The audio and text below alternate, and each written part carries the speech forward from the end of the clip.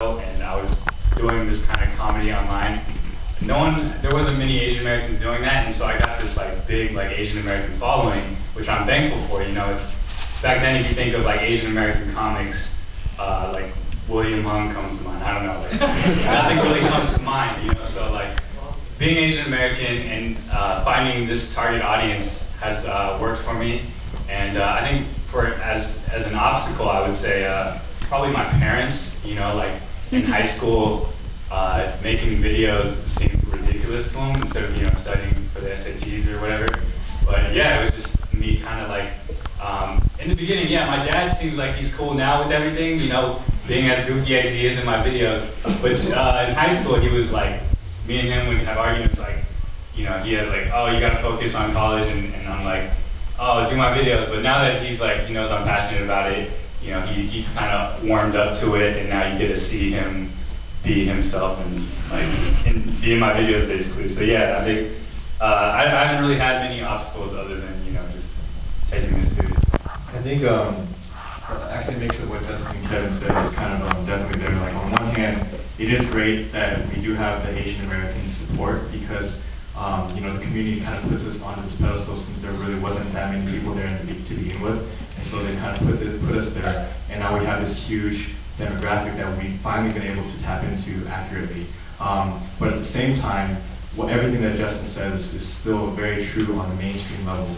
I think YouTube is definitely a niche market right now, and while mainstream is slowly making its way to new media, to the online world, it's a slow move.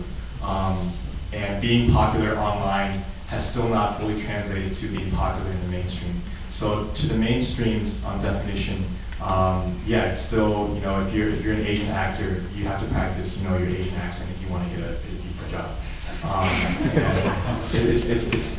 We laugh at it, but like it's actually kind of it's true. And so for us too, like we definitely faced that too in the media that we want to make. Like we were pushing this this film that we wanted to make, and we were having meetings like with studios or production companies, and they straight up would tell us like, hey, if you want to make this a successful business move or a successful movie, you guys shouldn't put an Asian American lead. I'm like, that's kind of whack, but that's really how it is that they see it. But that's why the fact that we have your guys' support kind of gave us the strength to walk away from those people and say, we know we have an audience, a built-in audience, support, and so we can go and do this, without you guys. And even the race thing, like on YouTube, still comes across too. Like I mean, we always, like Kevin and I always like joke about this. We always get comments, on our videos like, why is everyone Asian? And it's the most like I guess there's Asian people on there. Like it's just our friends of them. Like nothing we're doing on it is really Asian-y. We're just Asian. And it's just like, it sucks because that's like the first thing they see, but it's like, we have a joke where it's like, okay, well, if there's so many other YouTubers out there that are just white, and their videos are just white, but no one's ever saying, why is everyone just white? And it's this huge double standard that we definitely have to put up with, but I think that's why we like to do what we do, is because we get to be in control of who we put on camera, and we get to put Asian people just looking like Asian people. I mean, that's just fine. Asian people just being normal people.